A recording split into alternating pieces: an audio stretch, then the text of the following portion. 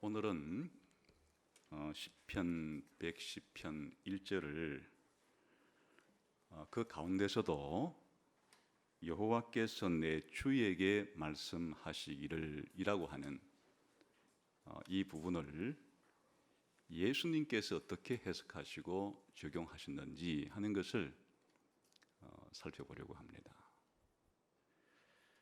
처음에 시편 110편을 함께 나눌 때 내용이 중요한 것이 많이 있어서 전반부 1절부터 3절까지를 한번 전체적으로 개관했고, 또 후반부 4절부터 7절까지를 전체적으로 개관을 했습니다. 그리고 이 중에 특별히 중요한 구절이 1절과 4절인데, 이 4절 그 멜기세덱의 반차를 따르는 대제사장에 대해서 신약 성경이 어떻게 해석했는가, 그 중에 특별히 히브리서 저자가 이 구절을 어떻게 해석하고 적용했는가 하는 것을 두 번에 걸쳐서 살펴보았습니다. 오늘은 또 하나 중요한 구절인 1절 이 부분에 대해서 특별히 여호와께서 내 주에게 말씀하시들 이 부분을 예수님이 어떻게 해석하고 적용했는가 하는 것을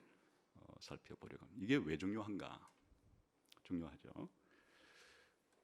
예수님이 누구시냐, 예수님이 무슨 일을 하시는 분이냐 하는 것을 바르게 믿는 게 그 기독교인이잖아요. 그러니까 이제 예수님의 정체성과 우리 기독교인의 정체성, 교회의 정체성은 뗄래야 뗄 수 없는 관계가 있는 거죠.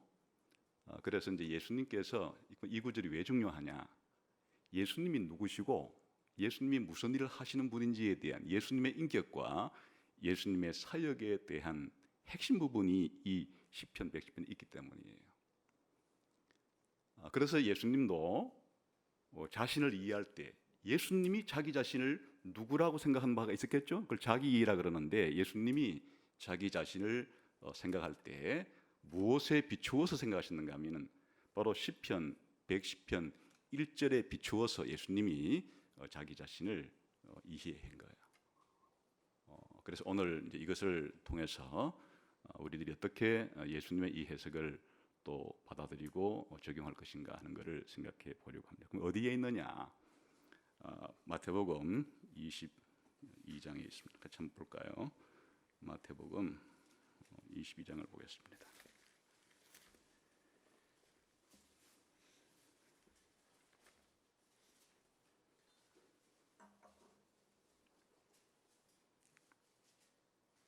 마태복음 찾았으면 22장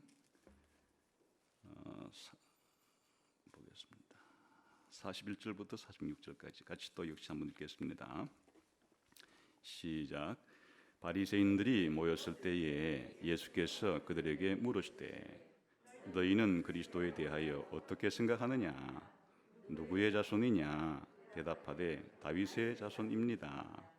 이르시되 그러면 다윗이 성령에 감동하여 어찌 그리스도를 주라 칭하여 말하되 주께서 내 주께 이르시되 내가 네 원수를 네 발 아래 둘 때까지 내 우편에 앉아 있으라 하셨도다 하였느냐?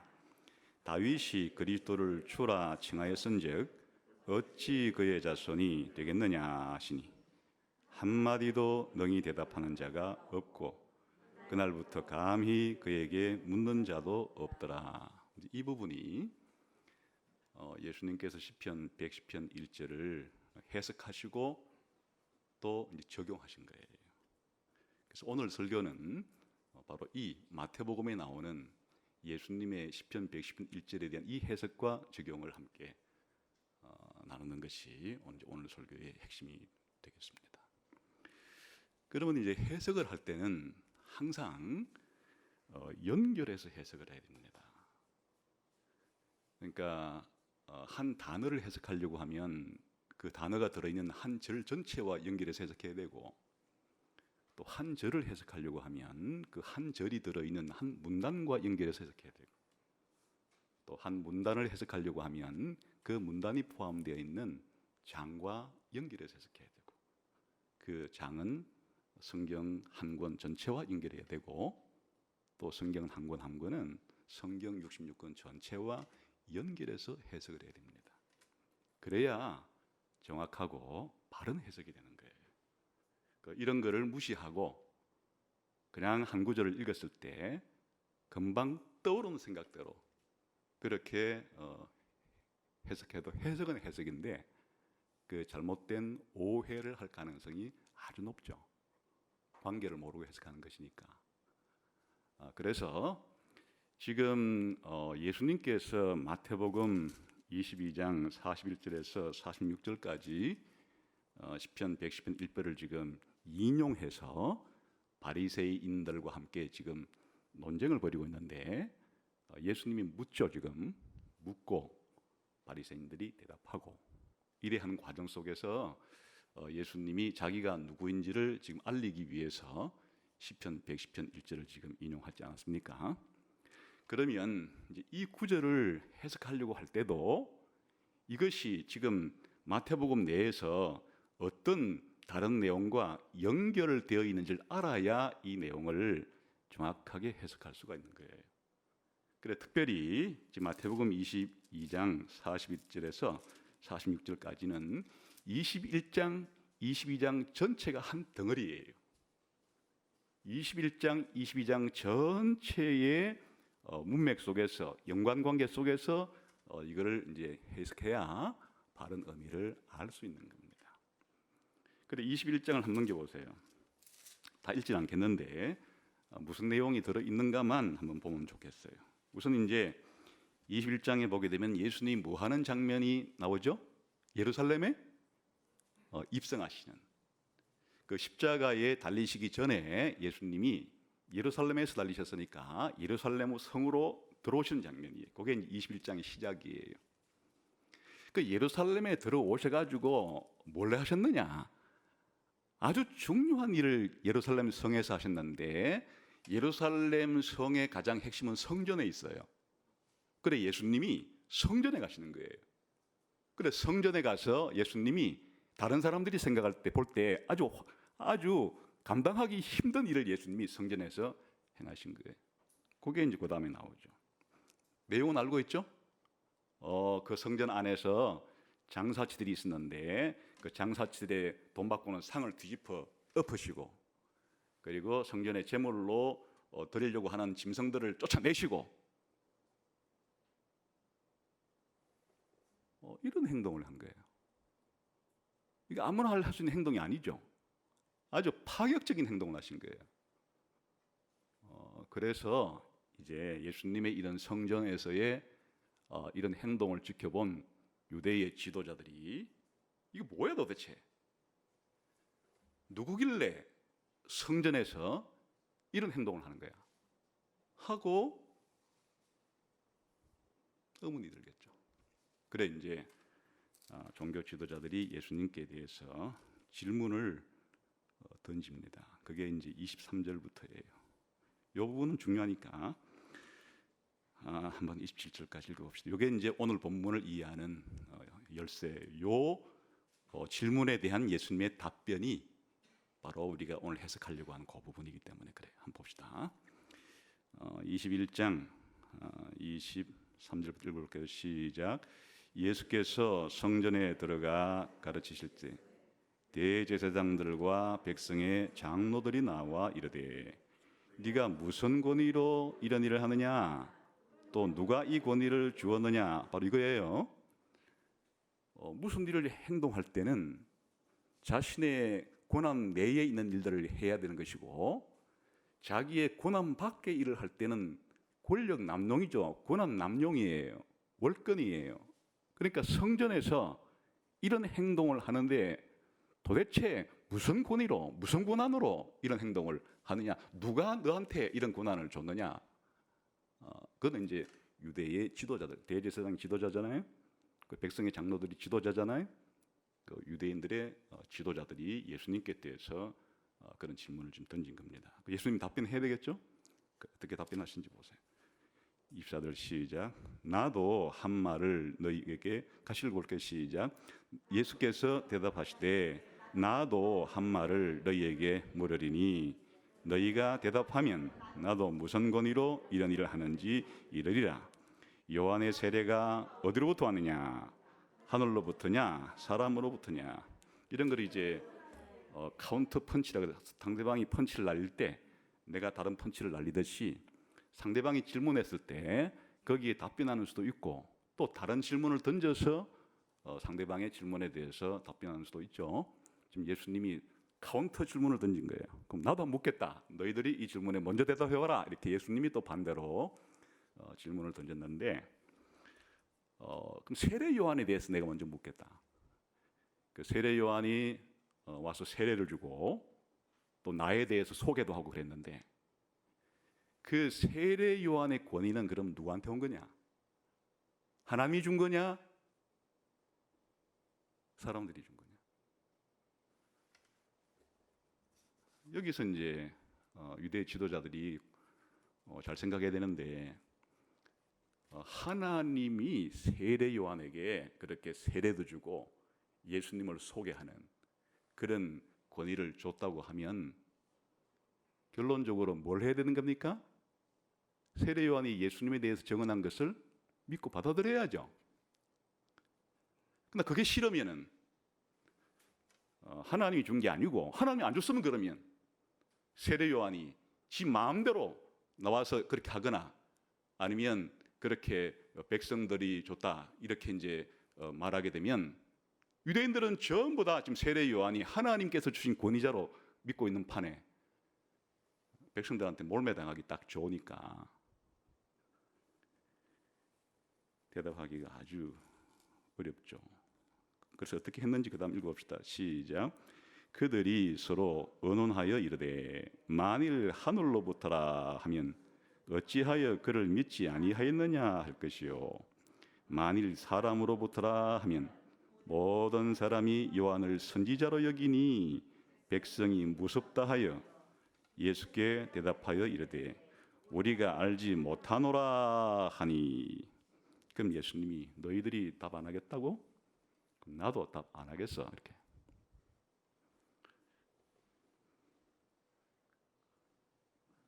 근데 사실 예수님이 답을 안 한 게 아니고 이렇게 요한의 권위에 대해서 물은 것 자체가 직접적인 답변은 아니지만은 간접적으로 답변을 해주신 거예요. 해주신 건데 이제 요 답변에 대한 좀 더 구체적인 내가 무슨 권위로 했는지 말해달라고? 내가 무슨 권위로 말했는지를 말해줄게 해서 이제 지금 물어보는 게 아까 그 22장 그 내용 다시 볼까요? 다시 돌아와서 22장 이게 이 질문에 대한 대답이에요. 지금 성전에서의 이런 행동을 무슨 권위로 했느냐, 누가 너한테 그런 권위를 줬느냐라고 하는 질문에 대한 예수님의 대답이 시편 110편 1절에 대한 대답이에요. 그걸 가지고 대답하는 거예요. 다시 한번 문맥은 이제 아시겠죠? 그럼 그 사이에 있는 게 뭐냐? 그 사이에 이제 여러 가지 이제 것들이 나오는데 예수님이 그 세 가지 비유를 들어줘요. 두 아들에 대한 비유. 두 아들이 한 아들은 아버지의 말을 처음에는 듣겠다 해놓고는 안 듣고 또 어떤 아들은 처음에는 순종하지 않겠다 해놓고는 하고 이런 얘기도 하나 해주고 또 이 포도원의 그 주인이 이제 당연히 종들한테 세를 내준 거니까 때가 되어서 세받으러 종들을 보냈는데 이 종들이 세금 내기가 싫어가지고는 그냥 주인이 보낸 종들을 자꾸 죽이니까 이제 아들을 보내면은 말 듣겠지 해가지고 이 주인이 아들을 보냈는데도 포도원 일하는 이 일꾼들이 주인의 아들까지 죽인 이야기 또 해주고 또 왕이 자기 아들의 결혼식 잔치, 혼인 잔치를 열었을 때 사람들을 초대하는 이야기도 해주고 이게 전혀 지금 유대인의 지도자들이 너 도대체 누구냐? 그 무슨 권위로 이런 일을 했냐? 이 얘기는 쉬운 말로 바꾸면 도대체 너 누구냐? 너 정체가 뭐야? 이런 질문이에요. 여기에 대해서 예수님께서 이런 이제 비유들을 통해서 대답을 해주시는 거예요. 그리고 이제 또 이 성전에서 유대인의 지도자들과의 그 논쟁이 붙어요. 가이사에게 세금을 내야 됩니까? 말아야 됩니까? 이렇게 묻기도 하고, 또 진짜 부활이 있는 겁니까? 없는 겁니까? 이렇게 묻기도 하고, 또 가장 큰 계명이 뭡니까? 이런 질문 던지기도 하고. 이게 전부 다 요 중앙에 드러낸 이 모든 것들은 이 앞뒤에 있는 그 예수님께서 성전에서 행하신 이런 예수님의 행동을 보고서 도대체 예수님의 정체성이 뭐야라는 이 질문에 대한 예수님의 답변들이에요. 근데 이제 비교적 이제 이 문제에 대해서 결론적으로 답변을 딱 내려주신 게 아까 시편 110편 1절을 근거로 해서 내가 누구다 하는 것을 예수님께서 알려주시고 있다, 그런 말이에요. 자, 그러면 이제 본문으로 돌아와서 배경이 이러하니까 이것이 그냥 단순하게 해석될 문제가 아니고 21장과 22장 전체에 지금 벌어지고 있는 이런 사건의 결론인데, 주제가 무엇인가 하니까 너의 정체가 뭐냐라고 하는 이 질문에 대한 나는 누구다 이렇게 얘기하는 그 예수님의 정체성에 대한 이 질문과 답변이라고 하는 문맥 속에서 지금 하고 있는 것이다 하는 거예요. 그럼 두 번째, 이 내용을 가만히 보면 어떻게 되어 있습니까? 다시 한번 돌아와 봐요. 22장 41절부터 22장 41절부터 46절까지 보면 묻고 대답하고 이렇게 하죠. 지금 구조가 예수님이 두 개를 물어요. 뭘 묻는가 하니까 지금 주제는 그리스도에 대한 거예요. 그리스도가 누구냐? 이거예요 지금. 두 번째는 그리스도가 누군지를 좀 더 구체화시키는 질문이 그리스도는 누구 아들이냐? 그 주제가 뭔가 하니까 그리스도가 누구냐? 그리스도의 정체성에 대한 지금 주제예요. 그리스도라는 말은 헬라나라 말이고 히브리 말은 메시아예요. 그러니까 메시아나 그리스도는 같은 말인데, 메시아가 누구냐? 메시아는 누구 아들이냐? 그런 질문을 던졌어요. 그러니까 이 질문은 유대인이라면은, 예수님 당대의 유대인이라면 기본적인 생각들이 있어요. 전혀 생각도 안 한 게 아니고 거의 지금 한 이스라엘 백성들이 바벨론 포로 이후로 약 400년을 지나는 동안에 그들은 자기들을 구원할 그 해방자와 구원자에 대한 생각이 있었는데, 그걸 아주 한마디로 그냥 통칭해서 말하자면 그걸 그리스도라 그러는 거예요. 해답이 있었어요. 그 해답은 다윗의 아들이라는 거예요. 하나님이 옛날 다윗 왕에게 약속한 대로 다윗의 아들에 대한 약속, 그 다윗의 아들이 바로 메시아라고 하는 생각들이 있는 거예요. 그렇게 표준 답변을 한 거예요. 뭐라고 답변했어요? 자, 42절 읽어볼까요? 시작. 너희는 그리스도에 대하여 어떻게 생각하느냐? 누구의 자손이냐? 이렇게 두 가지를 물으니까 이제 핵심은 뭐라 그랬습니까? 다윗의 아들입니다. 그 답변을 그래 이제 한 거죠. 그러자 예수님께서 그래, 그 메시아는 그냥 다윗의 아들이지, 이런 정도로 끝내지를 않고 그리스도가 다윗의 아들이라고 하는 그 답변 속에는 무슨 생각이 내포되어 있는가 하면, 그냥 다윗은 인간이죠. 왕이고. 그러니까 다윗의 아들이 그리스도라는 얘기는 그 그리스도 또한 하나님께서 왕권은 줬지만은 그 또한 다윗이 인간이듯이 다윗의 아들도 인간이죠.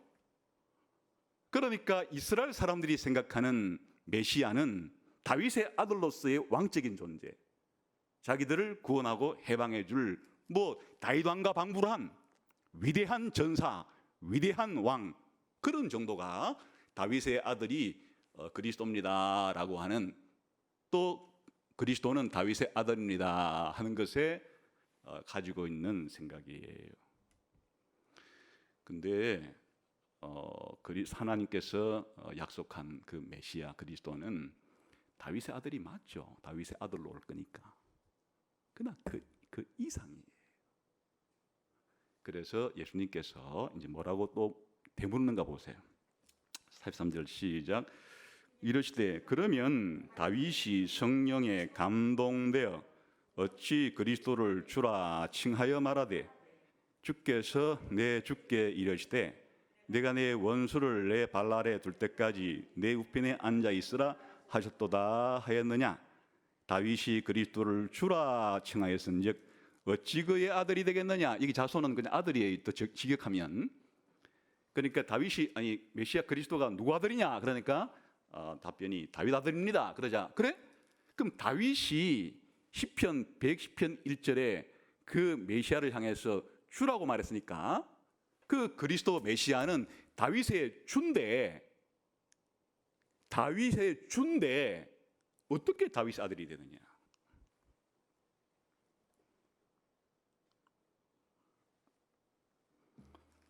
할 말이 없죠. 알 수도 없고 한 번도 그렇게 생각해 본 적이 없을 거예요. 이 시편 110편 1절을 읽으면서 수없이 읽었겠지만은 한 번도 그런 생각을 해본 적이 없었겠죠. 예수님이 너희들이 다윗의 아들이 메시아라 그러는데 메시아를 다윗은 자기 주라고 부르지 않느냐? 어떻게 된 거냐? 여기에 이제 심오한 문제가 있는 거죠. 그래서 지금 이 예수님이 묻고 답변하고 묻고 그 답변하지 못해서 손을 들은 게 이제 지금 본문의 내용이에요. 그럼 예수님께서 요 질문을 통해서 요 질문 속에 예수님의 해석이 있는 거예요. 질문을 던지는 과정 속에 시편 110편 1절을 예수님이 어떻게 해석하는지에 대한 예수님의 해석이 나오는 거예요. 첫 번째 우리가 알 수 있는 해석은 자 다시 이제 보세요. 43절에 봅시다. 읽어볼까요? 시작. 이르시되 그러면 다윗이 성령에 감동되어 이건 뭡니까? 지금 시편 110편 1절을 예수님께서 누가 쓴 것으로 인정한다는 얘기입니까? 다윗이. 그 시편 110편이 다윗이 기록한 시라고 해석하는 거예요. 논쟁이 많을 수가 있죠. 그냥 저자불명 알 수 없음 뭐 또 다른 사람이 썼음 이렇게 말할 수 있는데 예수님의 시편 110편 1절의 첫 번째 해석은 이건 다윗이 쓴 것임. 이게 하나 해석이에요. 다윗이 이 시편을 썼다. 두 번째, 다윗이 시편 110편 1절에 다시 43절 읽어볼까요? 시작. 이르시되 그러면 다윗이 성령에 감동되어 어찌 그리스도를 주라 칭하여 말하되 이제 여기 해석이 있는 거예요. 지금 시편 110편 1절에 거기에 메시아란 말은 그리스도란 말은 없어요. 단지 1장 1절에 무슨 말만 있을 뿐에 여호와께서 내 주에게 말씀하시기를 이래 했는데 예수님은 지금 다윗이 내 주라 한 그 주가 누구라고 해석하고 있는 거예요? 그리스도라고. 다윗이 내 주에게라고 말할 때 그 주는 그리스도에 대한 것이다. 해석을 해준 거예요. 다윗이 시를 지을 때 여호와께서 내 주에게 말씀하시기를 라고 말할 때 다윗이 내 주라고 부른 그분은 누구라고요? 그리스도다. 다윗이 그리스도를 가리킨 것이다. 예수님의 해석대로라면 이렇게 하면 되는 거예요. 여호와께서 그리스도에게 말씀하시기를 그 뜻이라 그 말 주가 곧 그리스도에 대한 것이다. 지금 예수님이 그렇게 해석해 준 거예요. 아무나 그것을 읽고 그렇게 해석하는 게 아니고 지금 예수님이 바로 시편 110편 1절에 다윗이 내 주라고 말한 그 인물은 그리스도에 대한 것이다. 바로 그리스도가 주다. 이 두 번째 해석이에요. 세 번째 해석은 그 다음에 45절 한번 읽어볼까요? 시작. 다윗이 그리스도를 주라 칭하였은즉 어찌 그의 자손이 되겠느냐. 이것도 해석이에요. 이제 다윗이 메시아의 그리스도에게 내 주라고 주님이라고 이렇게 불렀으니까 다윗과 그 주와의 관계 속에서는 누가 더 높아요? 당연히 그리스도 주가 높죠. 다윗이 주라고 불렀으니까.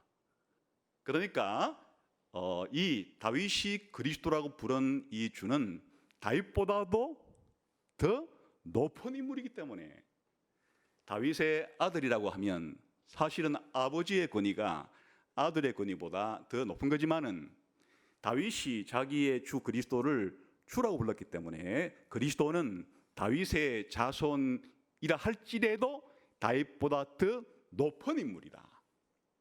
여기서 높다는 것은 단순히 인간적으로 그냥 왕적인데 다윗보다는 조금 더 뛰어난 왕 이런 수준이 아니죠. 지금 여기서 다윗이 주라고 부르면서 다윗보다 높다는 것은 인간 이상의 신적인 존재라고 하는 이런 의미를 담은 바로 그리스도 혹은 주다 하는 걸 알 수 있어요. 예수님 해석이에요. 그러면 예수님이 이렇게 이 구절을 해석한 것이 무슨 의미를 가지고 있느냐는 거예요. 예수님은 이렇게 바리새인들에게 질문을 던지는 과정 속에서 시편 110편 1절을 좀 해석했는데 이 해석이 예수님이 자기 자신에 대해서 누구라고 생각하는지가 여실히 드러난다 그 말이에요.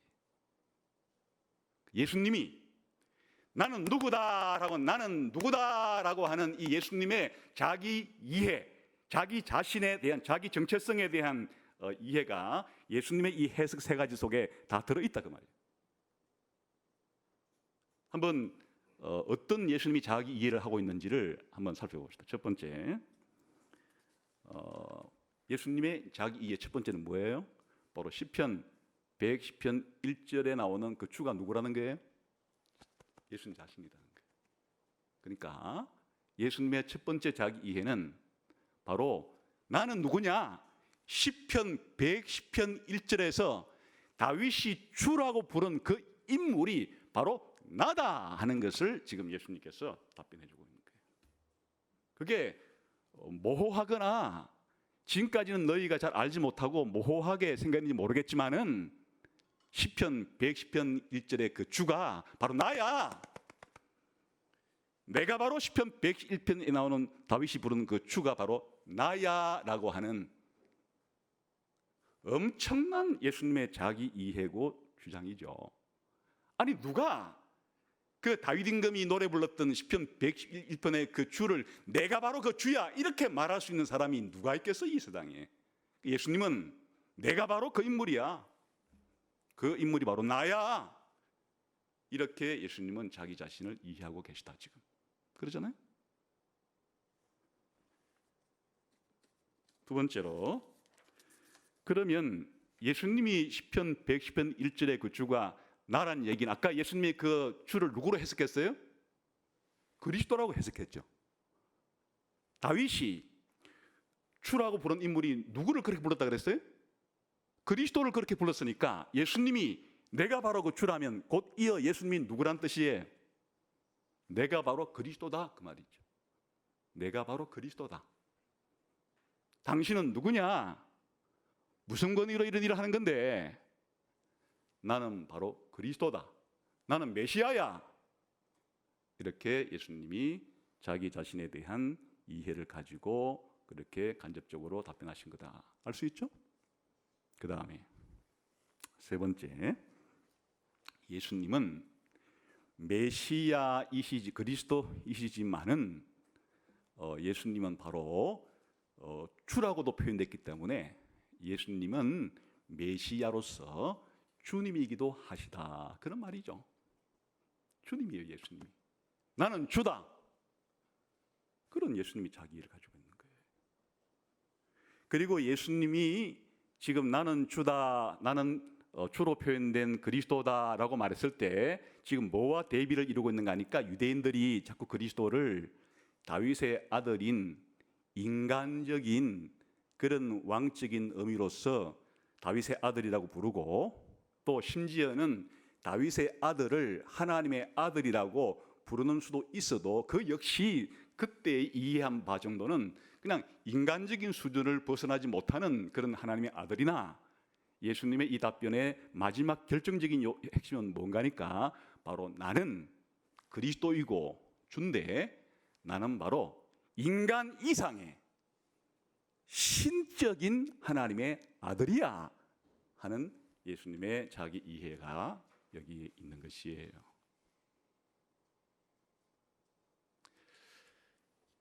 우리가 지금 예수님을 믿는다 하는 것은, 예수님 어떻게 믿어요? 예수님이 그리스도시다, 예수님이 주님이시다, 예수님이 하나님의 아들이시다. 이때 하나님의 아들이라는 것은 예수님은 인간 이상이란 뜻이에요. 예수님은 신성을 가지신, 예수님은 하나님이시라는 뜻이에요. 하나님의 아들이라는 말이. 예수님은 그리스도시고 예수님은 주님이시고 예수님은 하나님의 아들이라고 하는, 오늘 우리가 기독교인들이 예수님을 향해서 그렇게 신앙 고백을 하고 또 복음을 전하는 이것이 누구로부터 이런 생각을 가지게 됐느냐? 예수님 자신이 자기를 생각할 때 예수님은 자신이 그리스도고 자신이 주님이시고 자신이 신적인 신성을 가진 하나님의 아들이라고 하는 분명한 자기 자신에 대한 이해가 있은 거예요. 그래 예수님이 자신이 그렇다는 것을 알려준 거예요. 그래 그걸 믿는 사람들을 기독교인이라 부르는 것이에요. 많은 사람들이 말이죠, 이 성경을 하나님 말씀으로 믿지 않거나 이런 사람들을 자유주의 신학자들이라 그래요. 불신자들은 당연히 예수님을 주님이라고 믿지도 않겠고 그리스도라 믿지도 않겠고 하나님의 아들이라 믿지도 않겠지만은 자기들이 스스로는 나는 기독교인이다 이래 말하는 사람 가운데 어떤 사람들이 있는가 하니까 자유주의 신학자라 불리는 사람들이 있어요. 성경을 비평적으로 자기 머릿속으로 이해 안 되는 것들은 다 그냥 비평해서 자기들 마음대로 그렇게 해석하는 것을 가리키는 것인데, 이 사람들의 생각은 예수님이 자신은 하나님의 아들, 신적인 신성을 가지신 하나님의 아들도 아니고 또 주라고 불릴 정도면 이것은 인간의 왕을 가리키는 표현이기도 하지만 그 이상의 하나님을 주라고 부르는데 그런 존재가 아니고 그냥 유대 땅에서 하나의 예언자 비스무리 했던 아니면 기적이나 좀 했던 이런 그 사람에 불과했는데, 여기다가 예수님을 그리스도라고 뒤집어 씌우고 예수님을 주님이라고 뒤집어 씌우고 예수님을 하나님의 아들이라고 신이라고, 그렇게 이게 예수님은 본래 안 그랬는데 이 사람들이 예수님을 신격화시켜서 기독교가 탄생했다 이렇게 해석한 사람들이 있어요.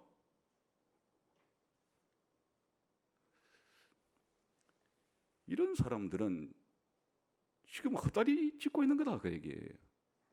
그 예수님은 전혀 자기 자신을 그리스도라 주님이라 하나님의 아들이라고도 생각지도 않고 말하지도 않았는데 그냥 제자들이 예수님을 신격화시키기 위해서, 종교를 만들어내기 위해서 그래 했다는 것 자체가, 예수님이 시편 110편을 인용하면서 해석하고 적용한 거에 의해서 그냥 강타를 맞아서 그런 이론들은 다 산산조각이 나버리는 거예요.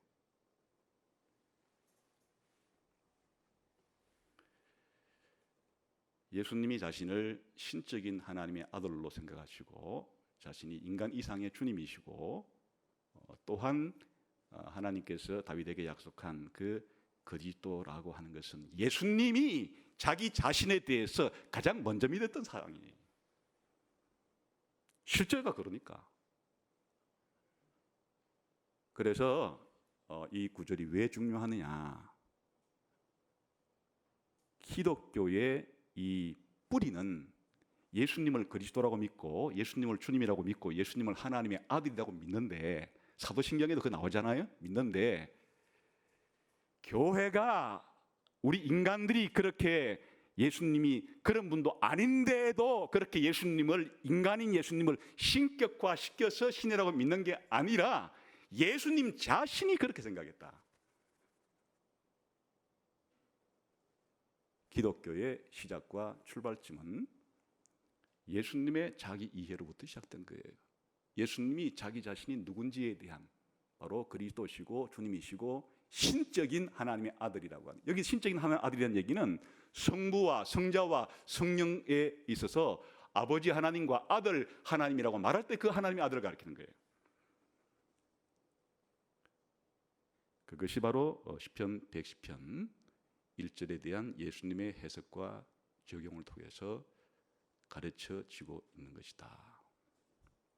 그러니까 기독교의 뿌리, 기독교의 기초죠. 지금 이것은.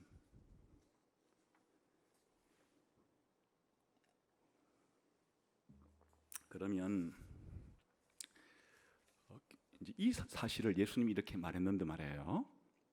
이제 지금은 요 한 구절만 통해서도 이렇게 말했는데, 복음서를 보면 예수님이 자기가 그리스도시고 자기가 하나님의 아들이시고 주님이라는 사실을 말을 통해서도 행동을 통해서도 그렇게 가르쳐서요. 그래, 예수님의 제자들은 예수님이 그렇게 말하니까 그거를 100% 받아들인 거예요. 100% 믿은 것이에요. 그래서 예수님을 그렇게 신앙 고백하고 기독교가 생겨난 거예요. 그런데 예수님에 대해서, 예수님이 이런 이해를 가지고 가르쳤을 때 사람들의 반응은 크게는 두 가지겠죠. 못 믿겠다. 예수님이 그렇게 하나님의 아들인, 신적인 하나님의 아들인 것을, 주님이라는 것을 못 믿겠다. 이렇게 예수님이 자기 자신에 대해서 가지고 있는 자기에 대한 이해를 가르쳐 주시고 말해도 안 믿는, 예수님이 그리스도라는 사실을 안 믿는, 예수님이 주님이라는 사실을 안 믿는, 예수님이 신적인 하나님의 아들이라는 것을 안 믿는 이런 반응을 보일 수도 있을 것이고, 이제 어떤 사람들은 진짜 예수님이 그렇다는 사실을 예수님하고 똑같이, 예수님이 예수님 자신을 생각하는 것과 똑같이 진짜 예수님이 하나님 보내신 그리스도시고 주님이시고 하나님의 아들이라고 믿는 사람이 생기겠죠. 후자를 교회라 부르는 거예요. 그리고 기독교인이라 부르는 거예요. 그리고 예수님을 그렇게 받아들이지 않는 사람들을 우리가 일반적으로 통칭해서 말할 때 불신자라 그러기도 하고, 세상에 속한 사람이라고 말할 수도 있겠고. 그래서 예수님께서 세 가지 비유를 들어준 것은 다 이것과 연관된 거예요. 예수님의 이런 정체성에 대해서 사람들이 어떻게 반응하느냐 하는 것을 보여주는 거예요. 예를 들면 그 포도원 주인의 비유에서 주인은 누구예요? 하나님을 가리켜요. 거기에서 그 포도원 주인의 아들은 누굴 가리켜요? 예수님 가리키는 비유예요. 그러니까 예수님이 바로 하나님이 아버지신데 나는 그 하나님의 아들이다 하는 이야기를 그 포도원 주인의 비유, 악한 농부의 비유를 통해서, 예수님 정체를 비유를 통해서 말해준 거예요. 거기에 뭐가 첨가됐느냐? 사람들이 예수님을 그렇게 하나님의 아들로 받아들이지 않고 죽이는, 예수님을 거절하는 사람들도 있다 그 말이에요. 그 사람들은 심판을 받죠. 최후의 심판 때에서 심판을 받는 거죠. 그 얘기해 주신 거예요. 또 왕의 혼인잔치에서 초대를 받았는데 사람들이 이제 초대를 받아서 많이 잔치에 들어갔어요. 근데 왕이 볼 때 이 혼인잔치에는 예복을 입고 들어와야 되는데 예복을 입지 않고 들어온 사람이 있어서 쫓아냈어요. 이것은 교회 시대에 초대교회 때부터 예수님 재림할 때까지 전부 다 자기가 예수님을 믿는다고 말하면서 교회라고 하는 지역교회, 이 가시적인 교회 울타리 안에는 들어와 있으나 참으로 예수님이 그리스도요 주님이요 하나님의 신적인 아들이라는 사실을 믿지도 않고 들어와 있는 그 사람들이 최후의 심판대 앞에서 그렇게 쫓겨날 것을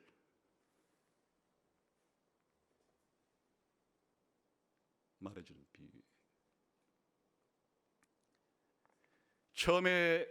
처음에는 아버지가 하는 말을 순종하겠다고 해도 안 하고 또 안 하겠다고 한 그 얘기는 누구 얘기나? 그거 보면 요한 얘기예요.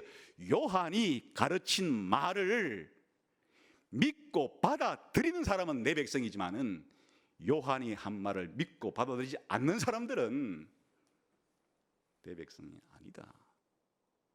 다시 말하면 예수님이 그리스도이시고 주님이시고 살아계신 신적인 하나님의 아들이라는 사실은 사람들에게 반응을 요구하는 거예요. 반응을 촉구하는 거예요. 그냥 예수님은 신적인 하나님의 아들이니까 그 따로가 아니라, 그렇다면 그 예수님을 신적인 하나님의 아들로 믿든지 안 믿든지 둘 중에 하나로 사람들은 반응을 하게 된다 그 말이에요. 그 반응을 비유를 통해서 말씀해 주신 것이니까 예수님의 정체성에 대한 이야기와 다 연결된 이야기라 그런 뜻이에요.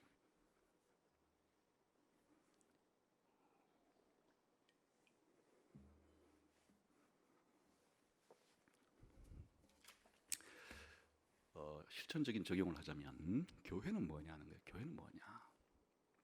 그냥 교회는 사람들이 주일날 예배당이라는 곳에 와서 예배를 드리고 또 뭐 교제도 하고 또 헤어졌다가 또 뭐 사람들 보고 싶으면 오고 뭐 그는 이제 교회의 한 모습 가운데 하나인데, 기독교가 뭐냐?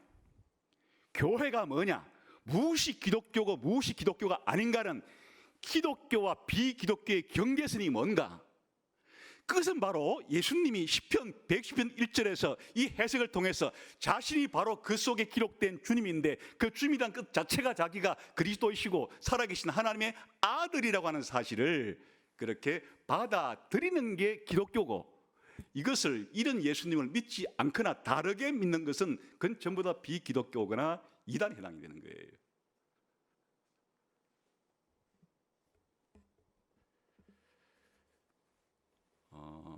이것이 왜 중요한가? 비유에 나오잖아요.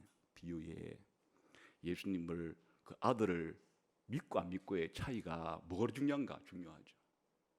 최후의 심판이 있기 때문에 중요한 것이.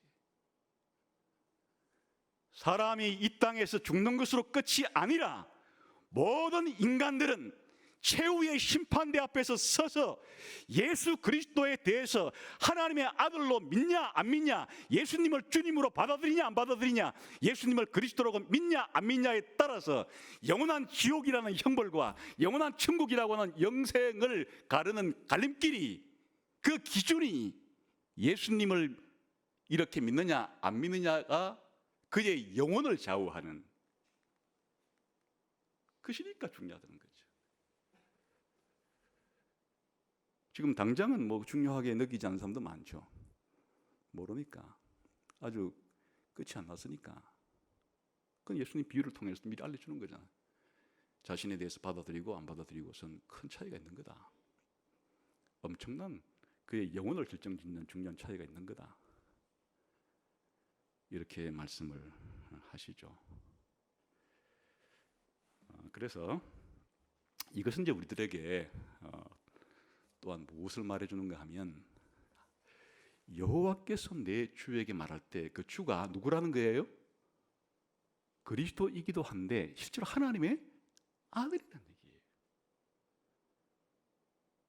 신약시대 용어로 이것을 다시 바꾸어서 그것을 풀어서 설명하면, 하나님 아버지께서 아들 하나님에게 말씀하시되 그런 말이에요. 너는 내 보좌편에 앉아라.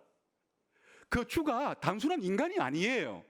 그 주는 다윗의 주이고 그리스도인데, 실제로 여호와께서 자기 오른편에 앉으라고 하는 여호와의 보좌와 방불한 동등한 권위와 능력을 가지고 있는,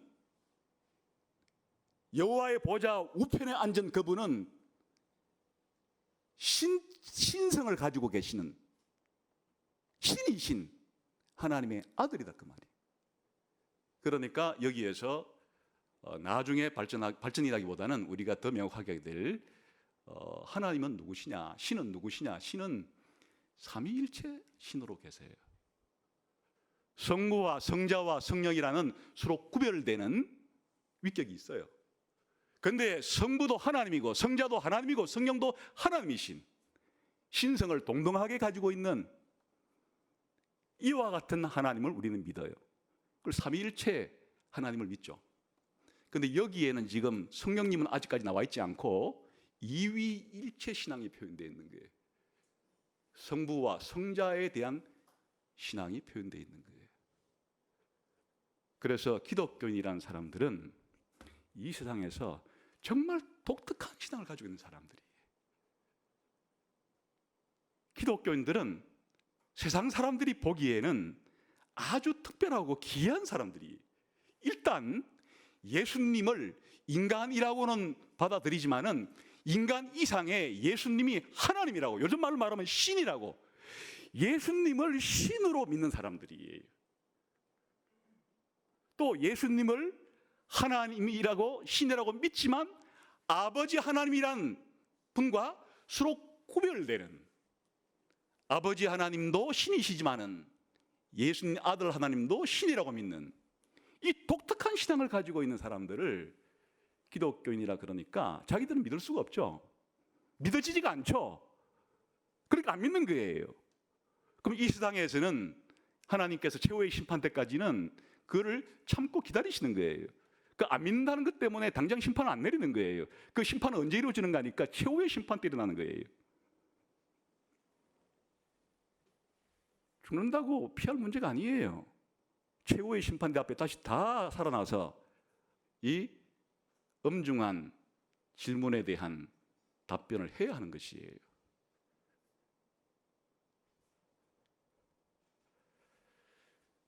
더 나아가서 이것은 오늘날 실천적으로 기독교인이란 어떤 사람인가에 대한 구별을 더하게 하는데, 이 구별을 좀 더 이제 더 확장시키면 기독교인이란 사람들은 말해요, 독특한 구별을 믿는 사람들. 일단 창조주와 피조물 사이의 구별을 믿는 사람들이에요.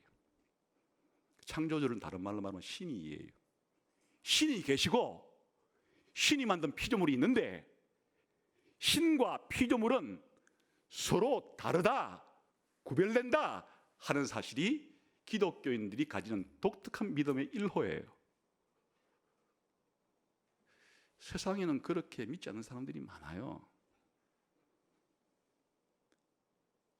신과 피조물이라는 구별은 없는 거다.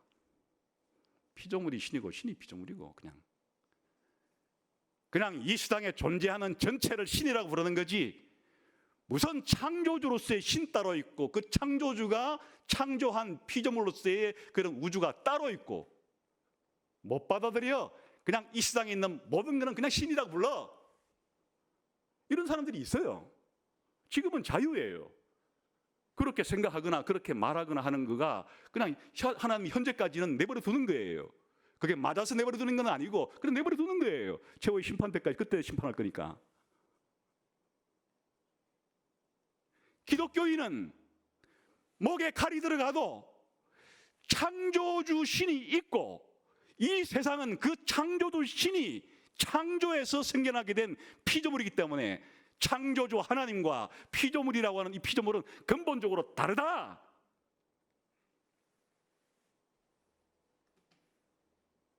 이렇게 믿고 다른 사람에게 가르치는 거예요. 전하는 것이에요. 두 번째, 피조물 사이에도 구별이 있다는 사실을 믿어요. 하나님이 창조주로서 피조물을 만들었을 때 모든 피조물이 동등하냐? 그렇지 않아요. 인간은 특별히 하나님의 피조물 가운데 여섯째 날 하나님의 형상이라고 하는 이름을 불러주면서 다른 나머지 모든 피조물을 통치할 수 있는 권한을, 그 통치권을 창조주 하나님께로부터 위임받은, 그러니까 인간은 피조물임에는 분명하지만 다른 피조물과도 또 근본적으로 본질적으로 구별되는데 뭐가 구별되느냐? 나머지 피조물들을 통치하고 다스리는 나머지 피조물들의 왕으로 하나님께서 임명했기 때문에 인간은 그냥 피조물 중 일부가 아니에요. 피조물이긴 하죠. 그러나 그 피조물과 더불어서 이런 피조물이라는 측면에서는 똑같지만은, 그러나 그의 인간의 위치와 인간의 역할과 인간의 기능이 나머지 피조물들을 통치하고 다스리는 나머지 피조물들의 왕으로 세움받고 부름받았기 때문에 근본적인 인간과 나머지 피조물과는 구별이 있다는 것을 믿는 사람들이 기독교인이에요. 이 구별을 없애버리려고 하는 것은 그러면 반성경적이고 반기독교적이죠. 물론 지금은 사상의 자유가 있고 표현의 자유가 있으니까 그런 소리 할 수 있어요. 그러나 하나님이 잠시 동안 내버려둔 일이에요.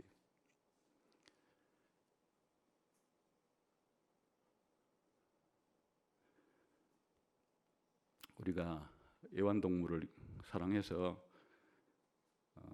기르는 거 좋죠. 그러나 너하고 나는 하나야 이렇게만 하지 말고, 너는 나하고 다른 게 있어, 또 가르쳐야 돼. 차이가 있다는 것도 가르쳐줘야 되는 거예요. 같다는 것도 물론 확인할 필요죠. 같은 피조물이니까. 더 중요한 구별은 성부와 성자와 성령 삼위 세 분께서 동등한 하나님으로서 같은 신성을 가지고 계시기 때문에 신성은, 신적인 본질은 하나밖에 없다. 그러나 이 신성, 신적인 본질을 가지고 계신 위격은 혹은 인격은 성부, 성자 셋이다. 이 구별, 그러니까 아버지 하나님과 예수님 하나님의 아들 사이에는 구별이 있는 것이에요. 영원 전부터 아버지도 계시고 아들도 계시고 구별이 있는 것이에요. 그러나 아버지도 하나님이고 아들도 하나님이고 그 하나님으로서는 동등하시고 이런 신적인 본질은 여러 개가 있는 것이 아니고 하나밖에 없다. 사람들이 그 기독교에서 말하는 삼위일체 신앙을 그동안에는 가져본 적이 없으니까 처음 들었을 때는 무슨 소리 하는지를 모르겠죠. 그럼 잘 들어보고 이해해서 한마디로 말하면 이거예요. 아버지 하나님과 아들 하나님 사이에는 구별이 있다는 거예요. 그러나 아버지도 아들도 다 하나님이기 때문에 동등하다는 거예요. 그러니까 신적인 본질은 하나밖에 없다는 거예요. 이게 기독교예요. 기독교인이고.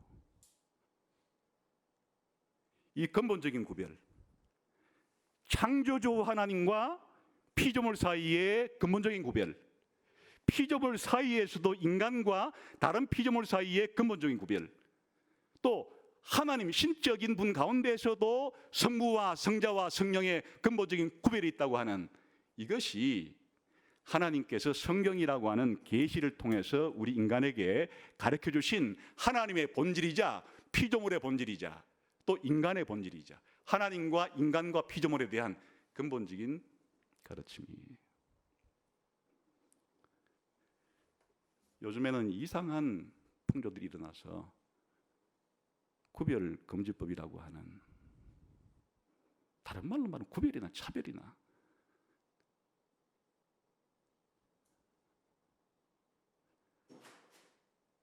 이 세상에 근원적으로 하나님과 인간 사이에 구별을 없이 하려고 하는, 인간과 다른 피조물 사이의 구별을 없이 하려고 하는, 또 인간 내에서의 여러 가지의 직분과 기능상의 구별까지도 많이 훼손시키려고 하는 이러한 생각은 자유예요. 또 그렇게 말하는 것도 자유예요. 그러나 이것을 법으로 만드는 것은 악법 중에 악법이에요. 무슨 말이냐? 신과 피조물의 구별은 없어. 신과 피조물 사이에 구별이 있다는 놈들은 나쁜 놈들이니까 감옥 10년에 보내야 됨. 이렇게 법을 만들면 안 된다 그 말이에요. 그것은 그냥 국가 안에서 각각의 신을 믿든지 안 믿든지, 종교를 믿든지 안 믿든지, 그냥 자기들이 내 생각은 이래, 토론하고 이렇게 될 문제이지, 그걸 법을 만들어 가지고 신과 피조물의 구별이 없다고 말하는 놈들은 감옥에 집어넣을 거야.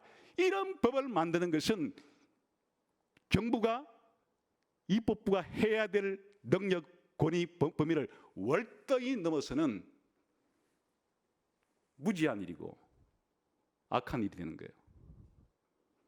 뿐만 아니라 사람과 동물의 차이는 하나도 없어.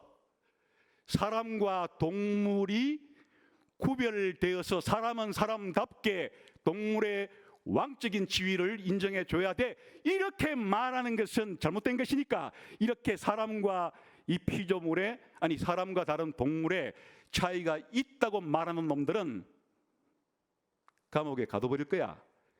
이런 법을 만드는 것은 법을 만들 수 있는 권한 밖의 일이에요.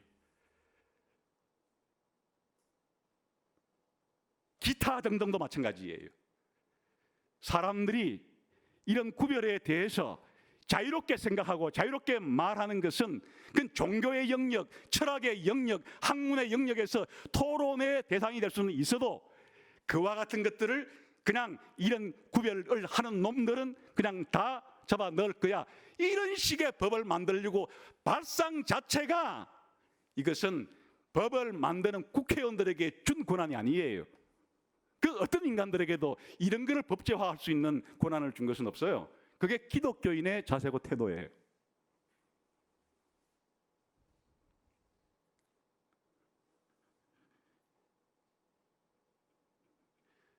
누가 맞느냐의 최종적인 심판은 하나님께 가서 하는 거예요.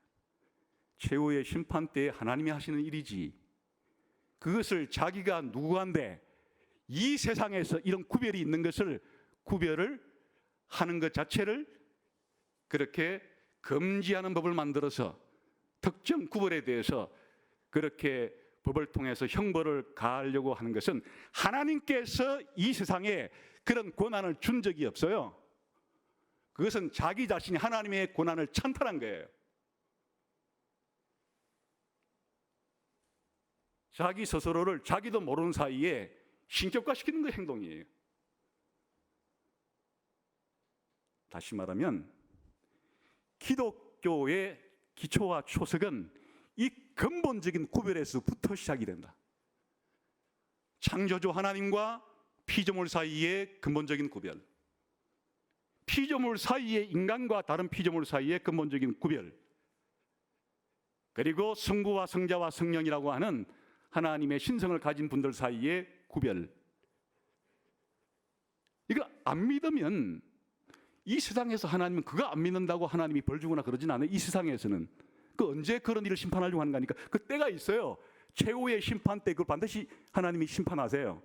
그러나 그때가 되기 전에는 이 세상에서 무슨 생각을 가지건 무슨 종교를 믿든 하나님이 잠시 내버려 두는 기간이에요. 이 내버려 두는 기간에 그걸 안 내버려 두려고 그렇게 뭔가를 자꾸만 법을 만들어서 그렇게 자기 생각대로 자기 가르친 대로 안 믿는 사람들을 그렇게 법을 가하는 것은, 이것은 아주 국가를 지도하는 지도자들로서는 이것은 문제가 많다. 그럼 이런 법을 만들면 되겠어요? 기독교인이 대통령을 뽑아서, 국회의원을 뽑아서 신이 세상을 창조했기 때문에 신과 피조물의 구별이 있다는 것을 안 믿는 것은 불법이다. 50년 감옥에 가두겠다. 그게 가능해요? 아니, 그래 하고 싶어요? 여러분이 국회의원이 되어서 대통령이 되어서 이 대한민국을, 이 세계 여러 나라의 다른 정권을 잡은 사람들이 기독교인이에요. 예수님이 신적인 하나님의 아들로서 성부와 구별되는, 신이시지만은 구별되는, 이거 안 믿으면 감옥 99년에 처할 것. 이런 법을 만들 수 있어요? 하나님이 그렇게, 이 세상에서는 그 최후의 심판 때 하나님이 심판할 거기 때문에 이 세상에 세상이 유지되고 국가가 유지되는 동안에는 그런 종교적인 문제는 어느 특정한 정부가 법을 만들어서 다른 사람들을 핍박할 수 없게 하나님은 하신 거예요. 그래 하면 그게 전체주의고 독재자예요. 독재국가, 전체주의 국가가 되는 거예요. 세상에서는 없어져야 될 아주 악랄한 국가 정부가 되는 것이에요. 종교의 자유와 탄압을 자유로 허락해 주지 않고 그냥 법을 만드는 자리에 있다고 해서 특정 종교라든지 특정 이와 같은 것들에 대해서 법을 통해서 만들 수 있다는 생각은 아주 위험한 생각이에요. 기독교는 예수님께서 시편 110편 1절에 근거해서 자신이 누구라는 사실을 분명하게 알렸고 우리들은 여기에 천국과 지옥이 달려있다. 영생과 영벌이 달려있다.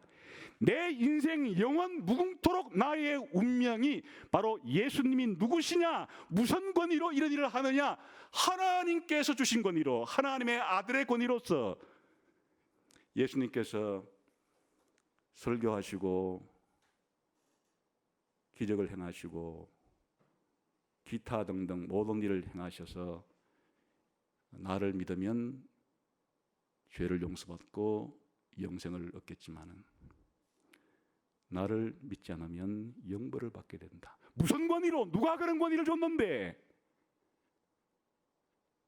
천지를 창조하신 하나님 아버지께서 아들 되신 예수님께 이런 고난을 줬기 때문에 예수님이 이런 말씀도 하시고 했죠. 기독교는 예수님의 이런 자기 이해를 예수님이 예수님 자신을 생각하듯이 받아들인 사람들이에요. 물론 기독교가 교회 안에 교회의 회원으로 받고 안 받고는 이거를 인정하느냐 인정하지 않느냐는 교회 권한이에요. 이를 받아들이지 않는 사람은 교회 회원으로 받을 수가 없어요. 그러나 세상에 나가서는 전도만 할 뿐이에요. 그렇다는 사실을 알려만 줄 뿐이에요. 받아들이고 받아들이지 않는 것은 그 사람의 몫이에요. 이것을 법을 만들어서 예수를 안 믿으면 벌 주겠다, 이런 법을 만들면 안 되는 것이에요. 그런 법을 기독교인이라고 해서 만들면 안 되는 것이에요. 그냥 이 세상에서는 성경을 가르치고 복음을 전해서 믿고 안 믿고의 결단과 선택은 본인이 알아서 하게 해야 되는 것이다. 그래 기독교는 전도할 때 폭력을 쓰지 않아요. 폭력을 써서 전도하지 않아요. 본인의 자유로운 결단에 맡기는 거지. 여기 계신 분들은 여러분의 자유로운 선택과 결단에 의해서 예수님의 자기 이해를 받아들인 사람들이에요. 물론 성경을 더 깊이 연구해 보면 이렇게 된 데에는 하나님의 은혜가 있었죠. 하나님의 크나큰 은혜가 있어서 우리에게 이런 일이 일어났죠. 기독교가 뭐냐? 또 기독교가 세상에서 할 수 있는 것과 할 수 없는 것이 뭐냐? 또 다른 비기독교인들이 기독교에 대해서 할 수 있는 것과 없는 것이 뭐냐? 명확하게 알고 있어야 우리가 교회 안에서 예배를 드릴 때, 또 세상에 나가서 한 사람의 시민으로 살아갈 때 이런 우리의 신앙에 대해서 어느 정도까지 우리가 그렇게 전도할 수 있는지, 또 상대방이 어디까지 우리의 전도를 막을 수 있는지, 이런 것들에 대해서 잘 이해하고 있어야만 살아갈 수 있는 시대가 된 거예요. 기도하겠습니다.